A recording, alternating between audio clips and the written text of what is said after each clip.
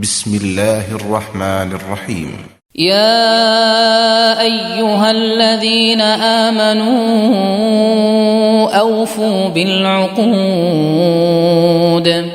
أحلت لكم بهيمة الأنعام إلا ما يتلى عليكم غير محل الصيد وأنتم حرم. إن الله يحكم ما يريد. يا أيها الذين آمنوا لا تحلوا شعائر الله ولا الشهر الحرام ولا الهدي ولا القلائد ولا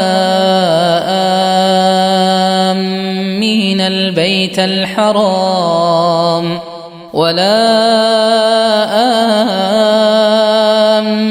البيت الحرام يبتغون فضلا من ربهم ورضوانا. وإذا حللتم فاصطادوا ولا يجرمنكم شنآن قوم أن صدوكم عن المسجد الحرام أن تعتدوا. وتعاونوا على البر والتقوى ولا تعاونوا على الإثم والعدوان. واتقوا الله إن الله شديد العقاب. حرمت عليكم الميتة والدم ولحم الخنزير وما أهل لغير الله به والمنخنقة والموقوذة والمتردية والنطيحة وما أكل السبع إلا ما ذكيتم وما ذبح على النصب وأن تستقسموا بالأزلام ذلكم فسق. اليوم يئس الذين كفروا من دينكم فلا تخشوهم واخشون. اليوم أكملت لكم دينكم وأتممت عليكم نعمتي ورضيت لكم الإسلام دينا. فمن اضطر في مخمصة غير متجانف لإثم فإن الله غفور رحيم.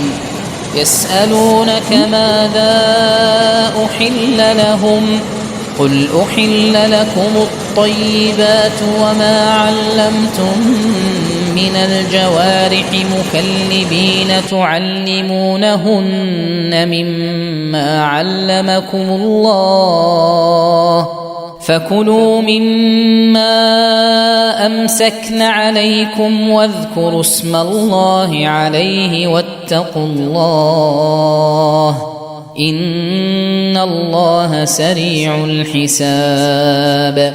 اليوم أحل لكم الطيبات وطعام الذين أوتوا الكتاب حل لكم وطعامكم حل لهم. والمحصنات من المؤمنات والمحصنات من الذين أوتوا الكتاب من قبلكم إذا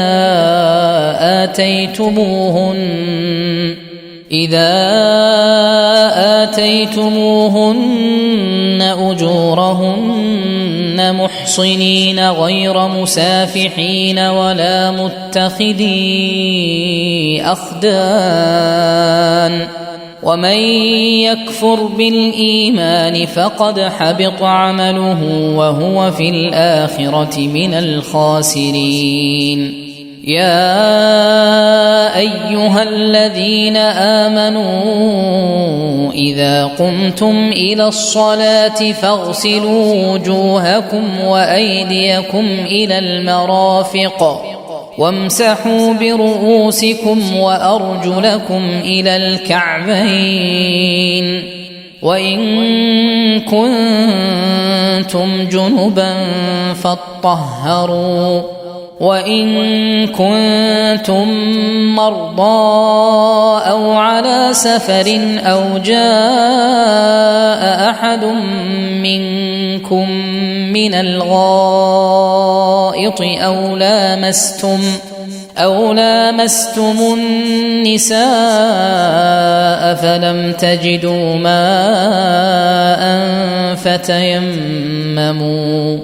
فتيمموا صعيدا طيبا فامسحوا بوجوهكم وأيديكم منه، ما يريد الله ليجعل عليكم من حرج ولكن يريد ليطهركم وليتم نعمته عليكم لعلكم تشكرون.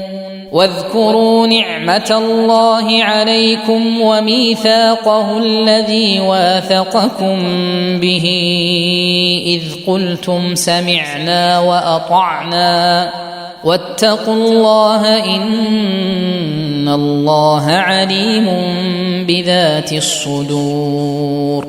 يا أيها الذين آمنوا كونوا قوامين لله شهداء بالقسط ولا يجرمنكم شنآن قوم على ألا تعدلوا اعدلوا هو أقرب للتقوى واتقوا الله إن الله خبير بما تعملون.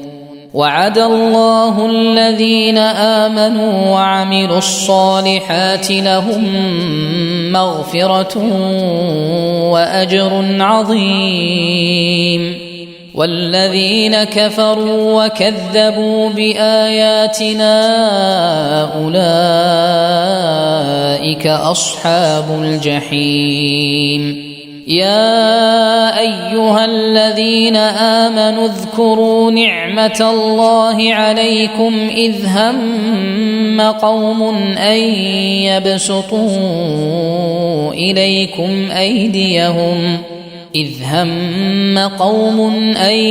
يبسطوا إليكم أيديهم فكف أيديهم عنكم واتقوا الله وعلى الله فليتوكل المؤمنون.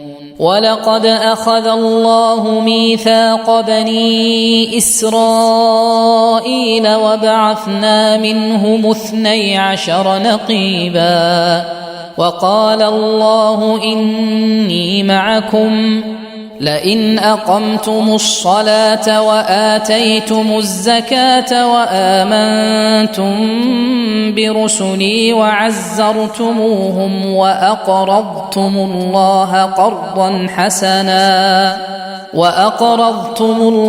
قرضا حسنا لأكفرن عنكم سيئاتكم ولأدخلنكم جنات تجري من تحتها الأنهار فمن كفر بعد ذلك منكم فقد ضل سواء السبيل. فبما نقضهم ميثاقهم لعناهم وجعلنا قلوبهم قاسية يحرفون الكلم عن مواضعه ونسوا حظا مما ذكروا به ولا تزال تطلع على خائنة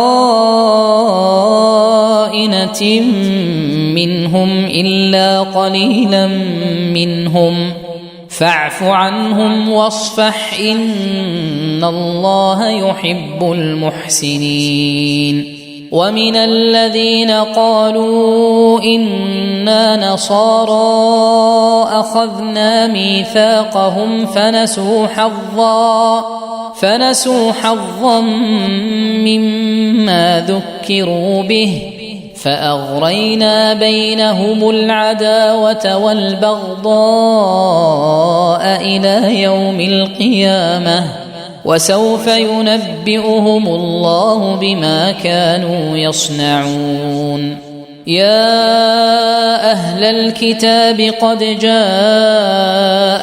رسولنا يبين لكم كثيرا مما كنتم تخفون من الكتاب ويعفو عن كثير.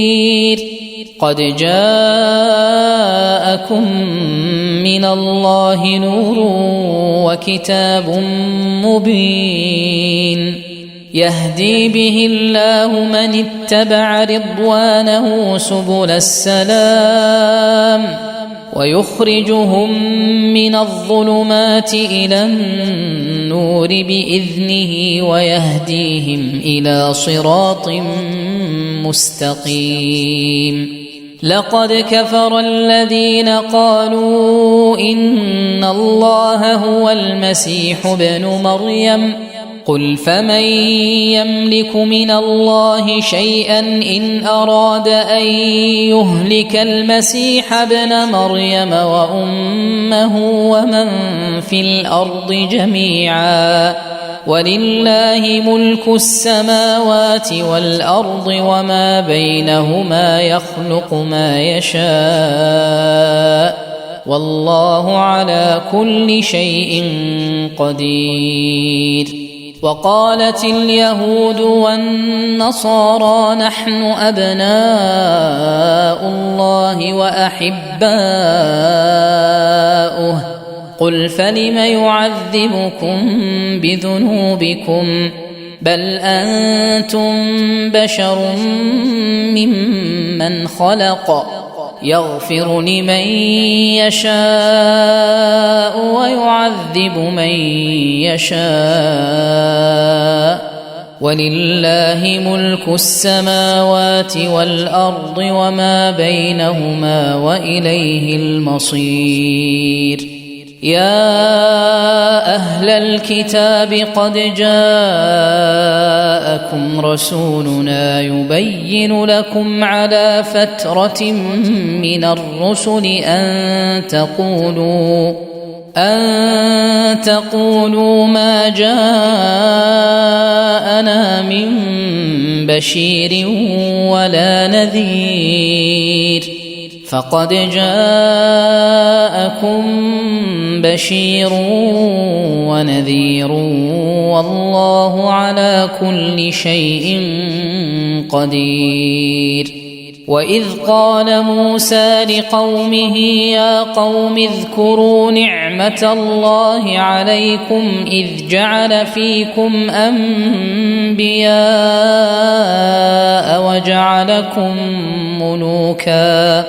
وجعلكم ملوكا وآتاكم ما لم يؤت أحدا من العالمين. يا قوم ادخلوا الأرض المقدسة التي كتب الله لكم ولا ترتدوا على أدباركم فتنقلبوا خاسرين. قالوا يا موسى إن فيها قوما جبارين وإنا لن ندخلها حتى يخرجوا منها فإن يخرجوا منها فإنا داخلون. قال رجلان من الذين يخافون أنعم الله عليهم ادخلوا عليهم الباب فإذا دخلتموه فإنكم غالبون وعلى الله فتوكلوا إن كنتم مؤمنين. قالوا يا موسى إنا لن ندخلها أبدا ما داموا فيها فاذهب أنت وربك فقاتلا إنا هاهنا قاعدون. قال رب إني لا أملك إلا نفسي وأخي فافرق بيننا وبين القوم الفاسقين. قال فإنها محرمة عليهم 40 سنة يتيهون في الأرض فلا تأس على القوم الفاسقين. واتل عليهم نبأ ابني آدم بالحق إذ قربا قربانا فتقبل من أحدهما ولم يتقبل من الآخر قال لأقتلنك. قال إنما يتقبل الله من المتقين. لئن بسطت إلي يدك لتقتلني ما أنا بباسط يدي إليك لأقتلك إني أخاف الله رب العالمين. إني أريد أن تبوء بإثمي وإثمك فتكون من أصحاب النار وذلك جزاء الظالمين. فطوعت له نفسه قتل أخيه فقتله فأصبح من الخاسرين.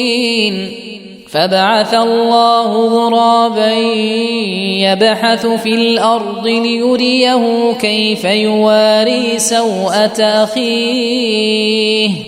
قال يا ويلتى أعجزت أن أكون مثل هذا الغراب فأواري سوءة أخي فأصبح من النادمين.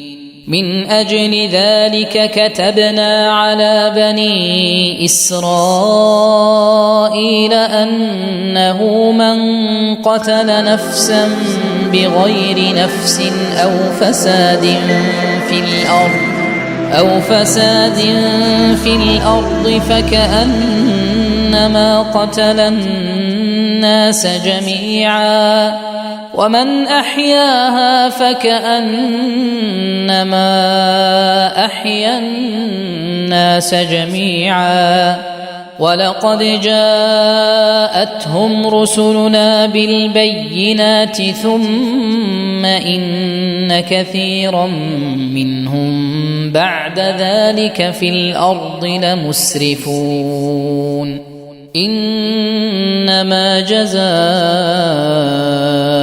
الذين يحاربون الله ورسوله ويسعون في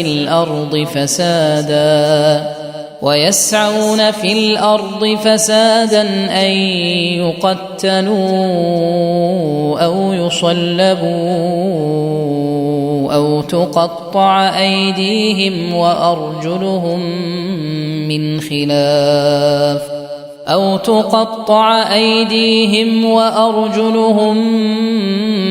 خلاف أو ينفوا من الأرض ذلك لهم خزي في الدنيا ولهم في الآخرة عذاب عظيم. إلا الذين تابوا من قبل أن تقدروا عليهم فاعلموا أن الله غفور رحيم.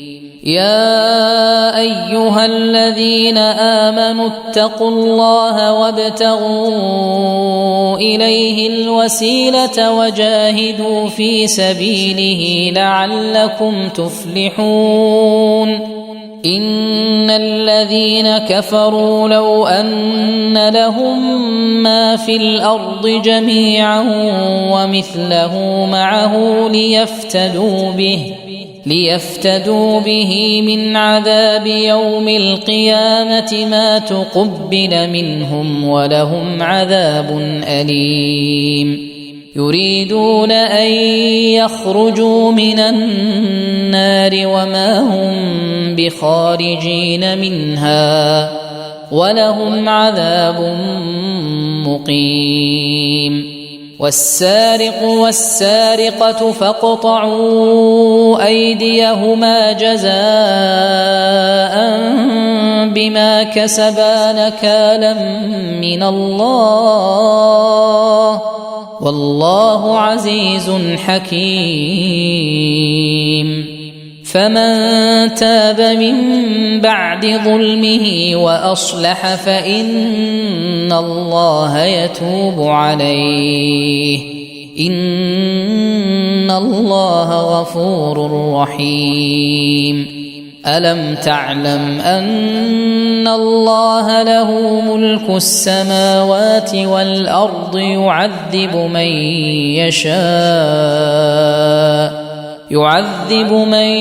يشاء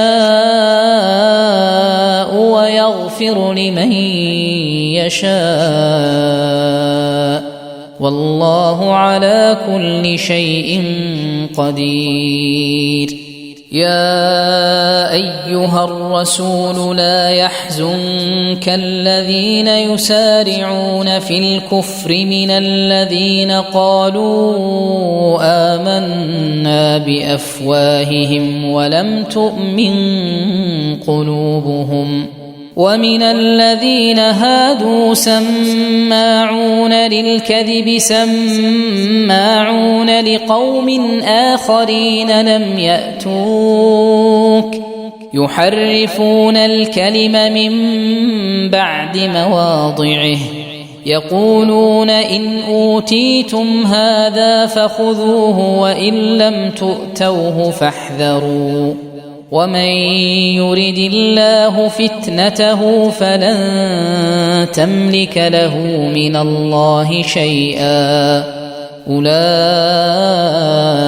الذين لم يرد الله أن يطهر قلوبهم لهم في الدنيا خزي ولهم في الآخرة عذاب عظيم. سماعون للكذب أكالون للسحت فإن جاءوك فاحكم بينهم أو أعرض عنهم وإن تعرض عنهم فلن يضروك شيئا وإن حكمت فاحكم بينهم بالقسط إن الله يحب المقسطين. وكيف يحكمونك وعندهم التوراة فيها حكم الله ثم يتولون من بعد ذلك وما أولئك بالمؤمنين. إنا أنزلنا التوراة فيها هدى ونور يحكم بها النبيون الذين أسلموا للذين هادوا والربانيون والأحبار بما استحفظوا من كتاب الله وكانوا عليه شهداء فلا تخشوا الناس واخشوني ولا تشتروا بآياتي ثمنا قليلا ومن لم يحكم بما أنزل الله فأولئك هم الكافرون. وكتبنا عليهم فيها أن النفس بالنفس والعين بالعين والأنف بالأنف والأذن بالأذن والسن بالسن والجروح قصاص فمن تصدق به فهو كفارة له ومن لم يحكم بما أنزل الله فأولئك هم الظالمون. وقفينا على آثارهم بعيسى ابن مريم مصدقا لما بين يديه من التوراة وآتيناه الإنجيل فيه هدى ونور ومصدقا لما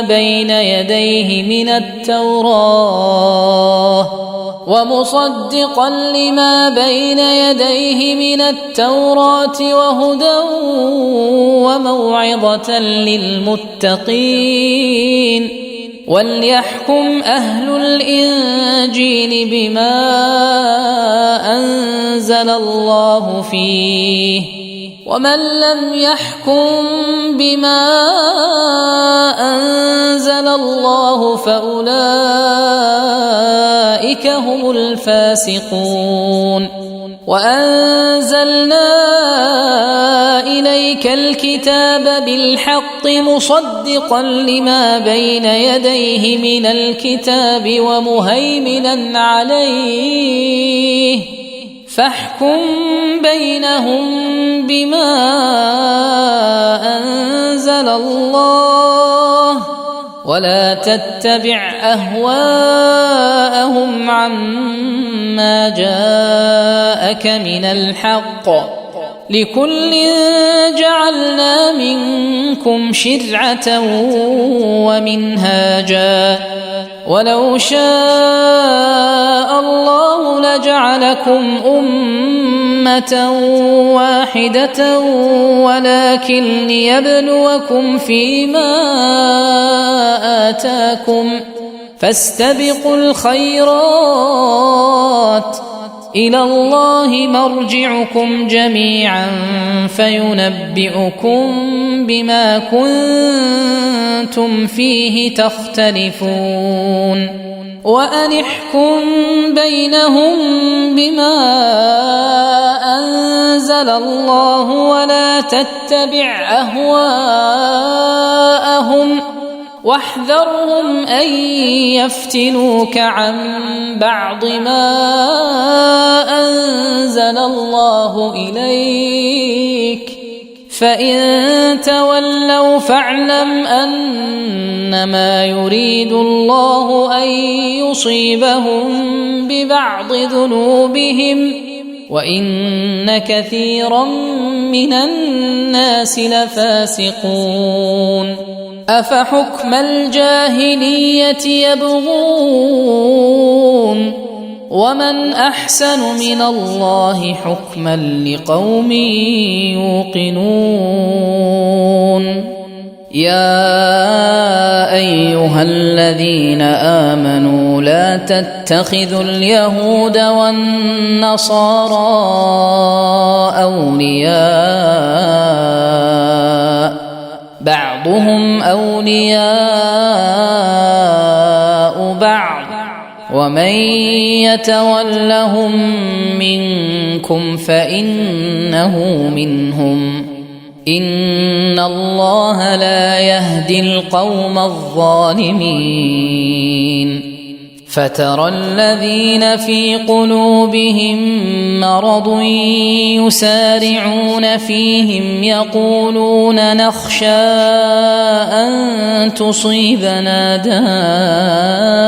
دائرة فعسى الله أن يأتي بالفتح أو أمر من عنده فيصبحوا على ما أسروا في أنفسهم نادمين ويقول الذين آمنوا أهؤلاء الذين أقسموا بالله جهد أيمانهم إنهم لمعكم حبطت أعمالهم فأصبحوا خاسرين يا أيها الذين آمنوا من يرتد منكم عن دينه فسوف يأتي الله بقوم يحبهم ويحبونه أذلة على المؤمنين أعزة على الكافرين يجاهدون في سبيل الله ولا يخافون لومة لائم ذلك فضل الله يؤتيه من يشاء والله واسع عليم إنما وليكم الله ورسوله والذين آمنوا الذين يقيمون الصلاة ويؤتون الزكاة وهم راكعون ومن يتول الله ورسوله والذين آمنوا فإن حزب الله هم الغالبون يا أيها الذين آمنوا لا تتخذوا الذين اتخذوا دينكم هزوا ولعبا من الذين أوتوا الكتاب من قبلكم والكفار أولياء واتقوا الله إن كنتم مؤمنين وإذا ناديتم إلى الصلاة اتخذوها هزوا ولعبا ذلك بأنهم قوم لا يعقلون قل يا أهل الكتاب هل تنقمون منا إلا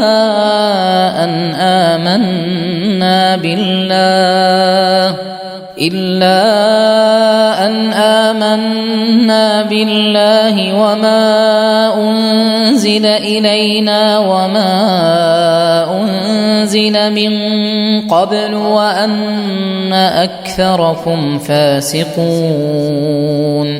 قل هل أنبئكم بشر من ذلك مثوبة عند الله من لعنه الله وغضب عليه وجعل منهم القردة والخنازير وعبد الطاغوت أولئك شر مكانا وأضل عن سواء السبيل وإذا جاءوكم قالوا آمنا وقد دخلوا بالكفر وهم قد خرجوا به والله أعلم بما كانوا يكتمون وترى كثيرا منهم يسارعون في الإثم والعدوان وأكلهم السحت لبئس ما كانوا يعملون لولا ينهاهم الربانيون والأحبار عن قولهم الإثم وأكلهم السحت لبئس ما كانوا يصنعون وقالت اليهود يد الله مغلولة غلت أيديهم ولعنوا بما قالوا بل يداه مبسوطتان ينفق كيف يشاء وليزيدن كثيرا منهم ما أنزل إليك من ربك طغيانا وكفرا وألقينا بينهم العداوة والبغضاء إلى يوم القيامة كلما أوقدوا نارا للحرب أطفأها الله ويسعون في الأرض فسادا والله لا يحب المفسدين ولو أن أهل الكتاب آمنوا واتقوا لكفرنا عنهم سيئاتهم ولأدخلناهم جنات النعيم ولو أنهم أقاموا التوراة والإنجيل وما أنزل إليهم من ربهم لأكلوا من فوقهم ومن تحت أرجلهم منهم أمة مقتصدة وكثير منهم ساء ما يعملون.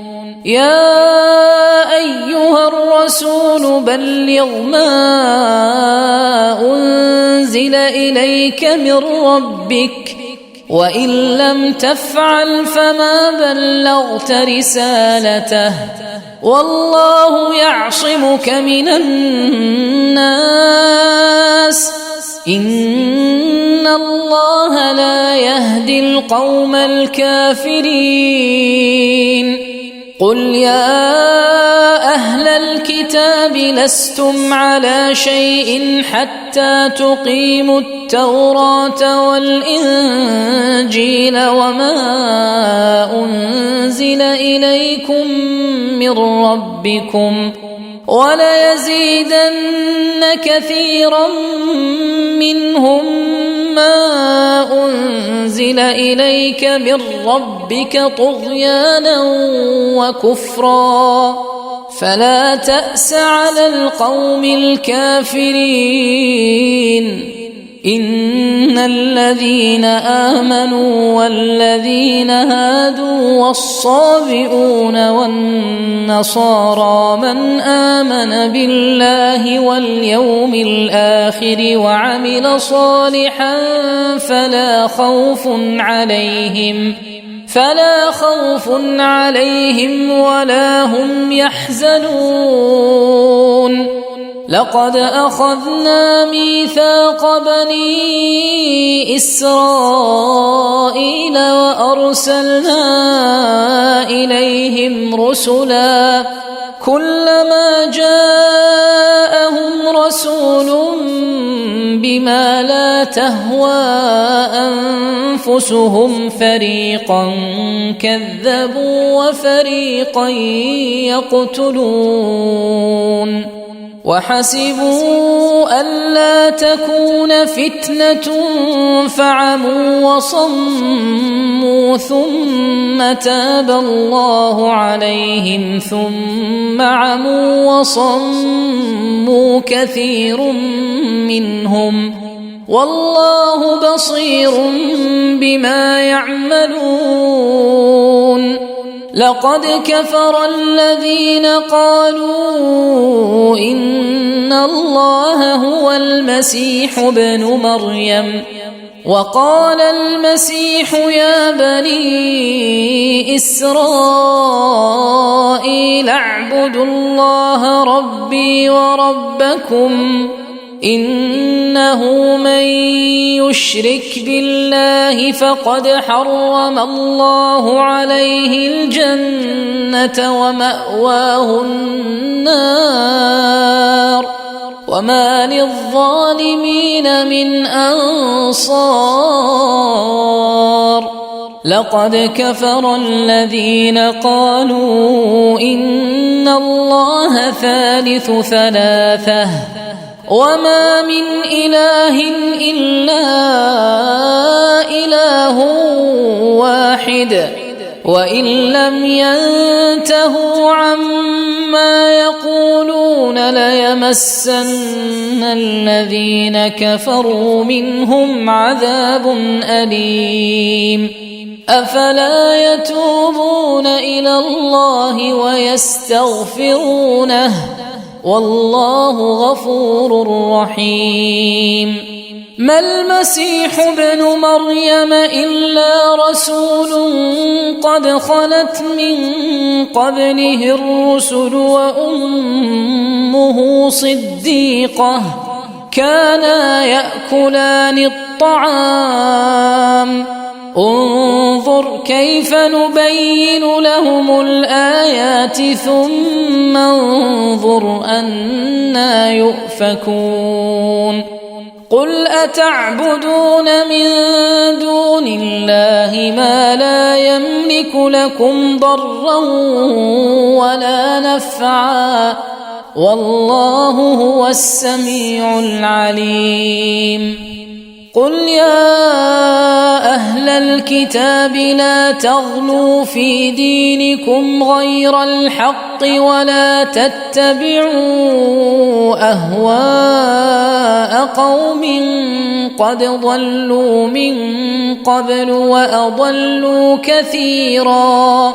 وأضلوا كثيرا وضلوا عن سواء السبيل لعن الذين كفروا من بني إسرائيل على لسان داود وعيسى بن مريم ذلك بما عصوا وكانوا يعتدون كانوا لا يتناهون عن منكر فعلوه لبئس ما كانوا يفعلون ترى كثيرا منهم يتولون الذين كفروا لبئس ما قدمت لهم أنفسهم أن سخط الله عليهم وفي العذاب هم خالدون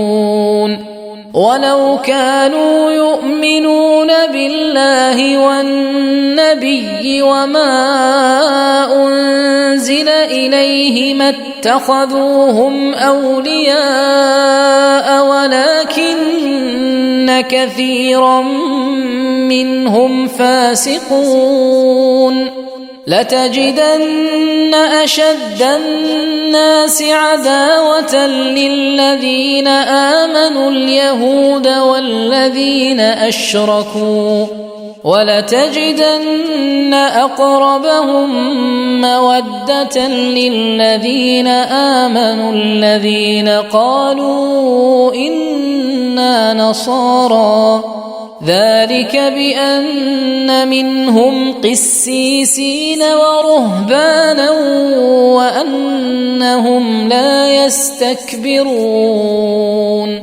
وإذا سمعوا ما أنزل إلى الرسول ترى أعينهم تفيض من الدمع مما عرفوا من الحق يقولون ربنا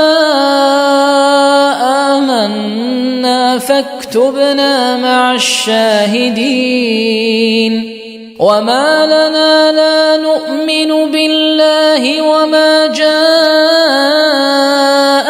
من الحق ونطمع أن يدخلنا ربنا مع القوم الصالحين فأثابهم الله بما قالوا جنات تجري من تحتها الأنهار خالدين فيها وذلك جزاء المحسنين والذين كفروا وكذبوا بآياتنا أولئك أصحاب الجحيم يا أيها الذين آمنوا لا تحرموا طيبات ما أحل الله لكم ولا تعتدوا إن الله لا يحب المعتدين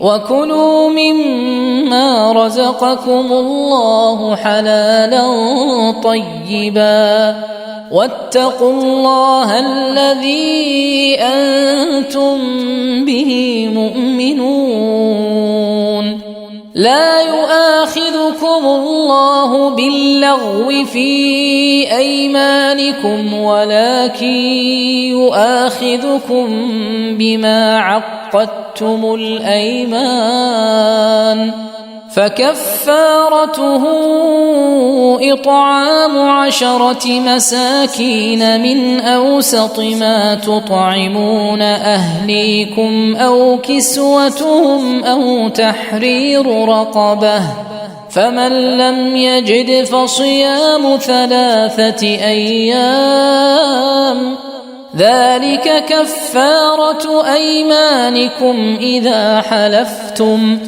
واحفظوا أيمانكم، كذلك يبين الله لكم آياته لعلكم تشكرون.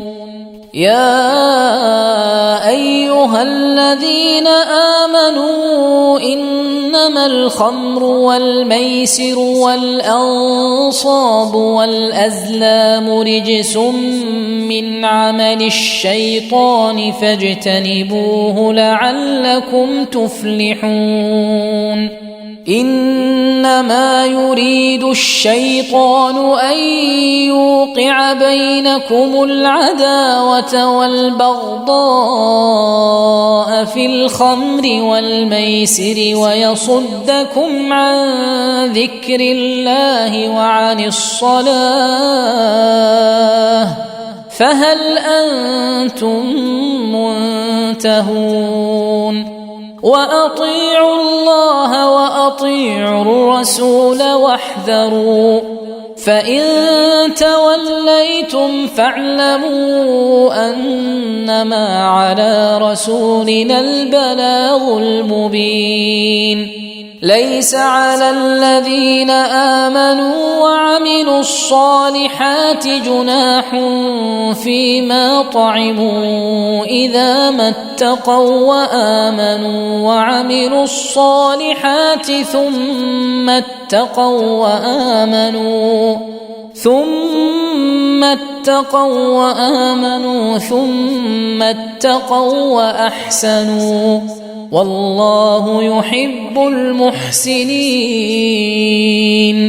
يا أيها الذين آمنوا ليبلونكم الله بشيء من الصيد تناله أيديكم ورماحكم ليعلم الله من يخافه بالغيب، فمن اعتدى بعد ذلك فله عذاب أليم. يا أيها الذين آمنوا لا تقتلوا الصيد وأنتم حرم، ومن قتله منكم متعمدا فجزاء مثل ما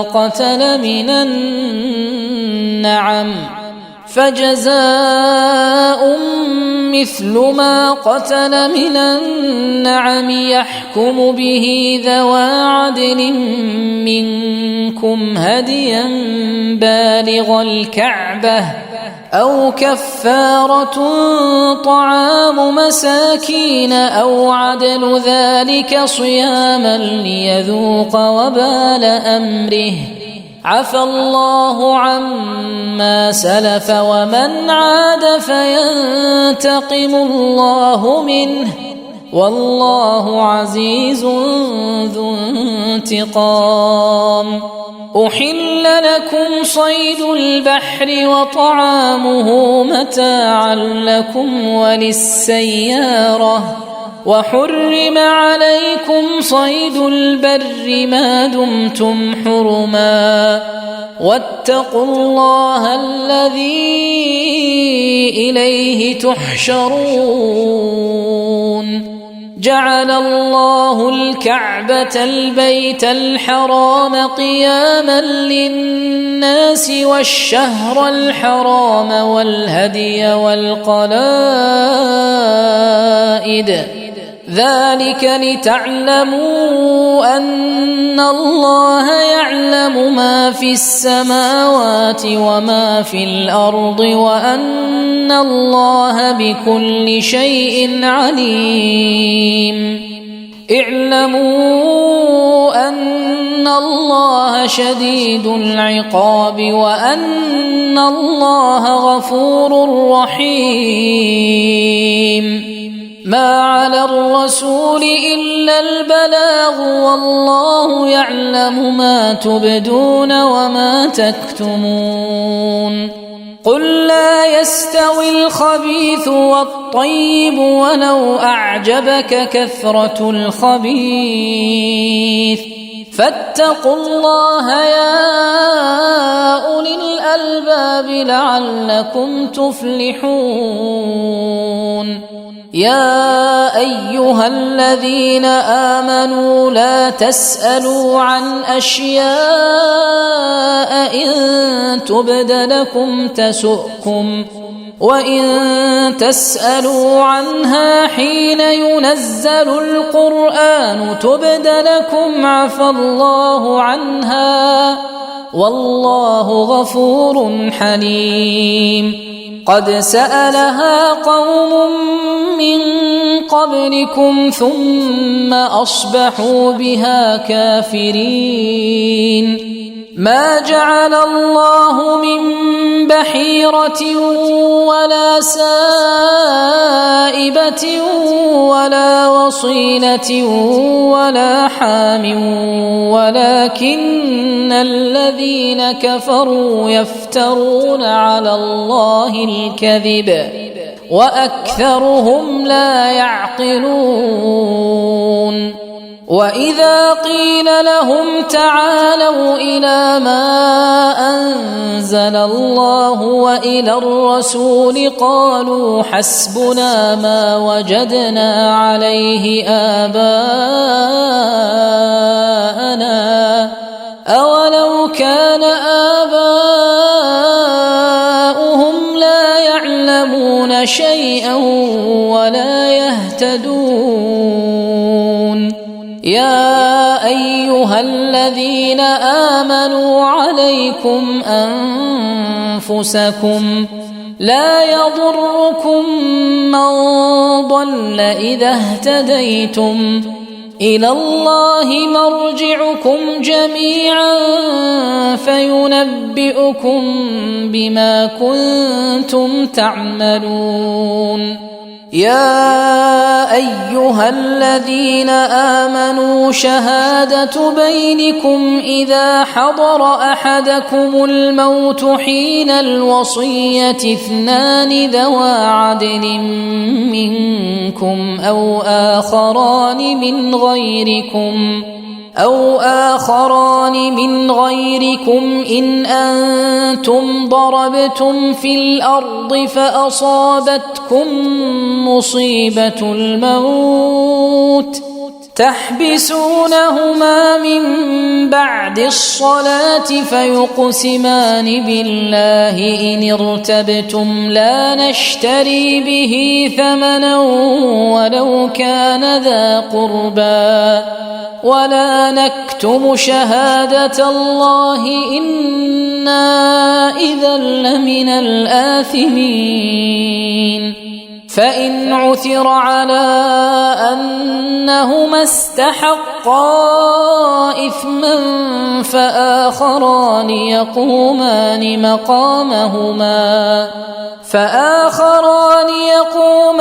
مقامهما من الذين استحق عليهم الأوليان فيقسمان بالله لشهادتنا أحق من شهادتهما وما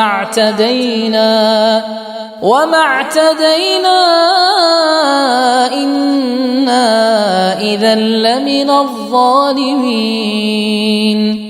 ذلك أدنى أن يأتوا بالشهادة على وجهها أو يخافوا أن ترد أيمان بعد أيمانهم واتقوا الله واسمعوا والله لا يهدي القوم الفاسقين. يوم يجمع الله الرسل فيقول ماذا أجبتم قالوا لا علم لنا إنك أنت علام الغيوب إذ قال الله يا عيسى ابن مريم اذكر نعمتي عليك وعلى والدتك إذ أيدتك بروح القدس تكلم الناس في المهد وكهلا وإذ علمتك الكتاب والحكمة والتوراة والإنجيل وإذ تخلق من الطين كهيئة الطير بإذني فتنفخ فيها فتكون طيرا بإذني وتبرئ الأكمه والأبرص بإذني وإذ تخرج الموتى بإذني وإذ كففت بني إسرائيل عنك إذ جئتهم بالبينات فقال الذين كفروا منهم إن هذا إلا سحر مبين وإذ أوحيت إلى الحواريين أن آمنوا بي وبرسولي قالوا آمنا واشهد بأننا مسلمون إذ قال الحواريون يا عيسى ابن مريم هل يستطيع ربك أن ينزل علينا مائدة من السماء قال اتقوا الله إن كنتم مؤمنين قالوا نريد أن نأكل منها وتطمئن قلوبنا ونعلم أن قد صدقتنا ونكون عليها من الشاهدين قال عيسى ابن مريم اللهم ربنا أنزل علينا مائدة من السماء تكون لنا عيدا لأولنا وآخرنا وآية منك وارزقنا وأنت خير الرازقين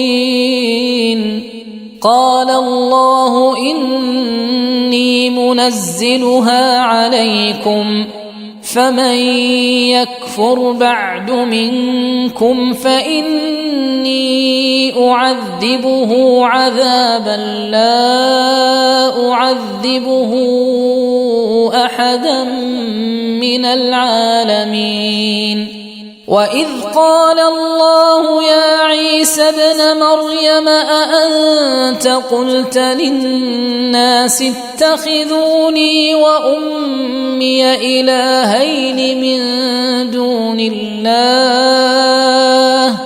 قال سبحانك ما يكون لي أن أقول ما ليس لي بحق إن كنت قلته فقد علمته تعلم ما في نفسي ولا أعلم ما في نفسك إنك أنت علام الغيوب ما قلت لهم إلا ما أمرتني به أن اعبدوا الله ربي وربكم وكنت عليهم شهيدا ما دمت فيهم فلما توفيتني كنت أنت الرقيب عليهم وأنت على كل شيء